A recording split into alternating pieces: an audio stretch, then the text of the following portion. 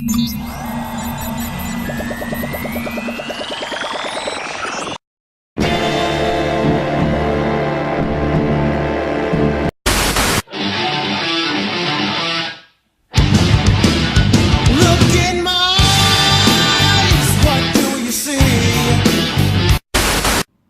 and welcome to Halcyon Blink. My name's Leonides. I'm going to be the host for this episode, and I'm going to be reviewing some more YouTube content today. Joe Rogan Experience, or the Joe Rogan Experience. The podcast format, which is becoming more and more prevalent on YouTube these days with everyone and their fucking mums having a podcast. Fewer, though, actually feel comfortable enough to go on camera like I do from time to time. In fact, I stole a lot of my concepts from that element of his podcast in terms of filming, in terms of presenting style and things like that, and the open format and swearing and having evocative thoughts and things of that nature. The reason why I wanted to talk about it, though, is because even though he needs no plugging from me, he gets over 1 million views on most of his videos, is I wanted to talk about why, if you've not watched his podcast, why you should.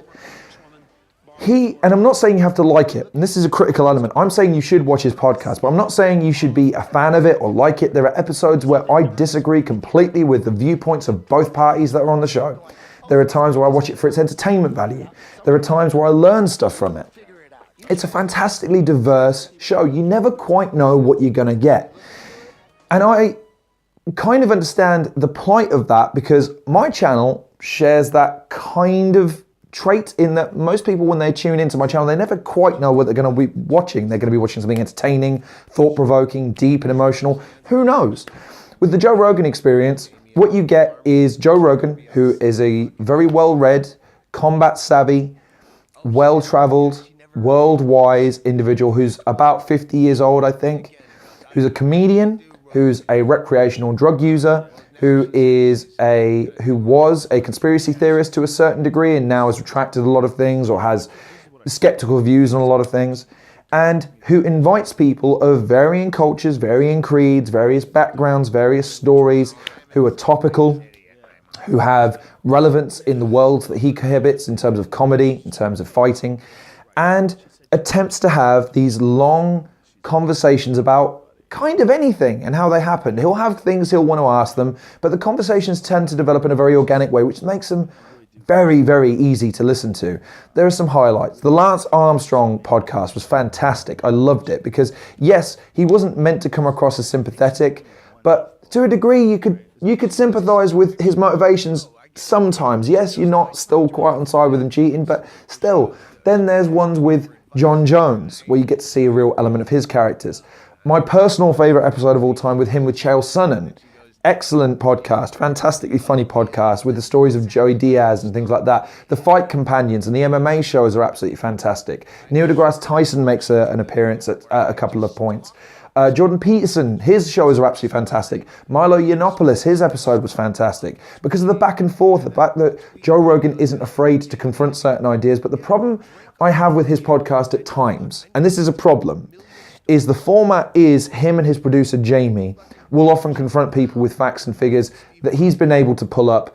And when the guest can't quite reply in a way that's cohesive, it sometimes feels a bit like bullying. Now, I know he would not want to come across as a bully because that would hurt his image to no end. But in times, it's hard to listen to when you know that there should be someone in the other person's corner, just pulling up things as well, researching things and having points that are cohesive. But you could also argue if you're going to debate those things, maybe prep a little bit better before you go into the podcast.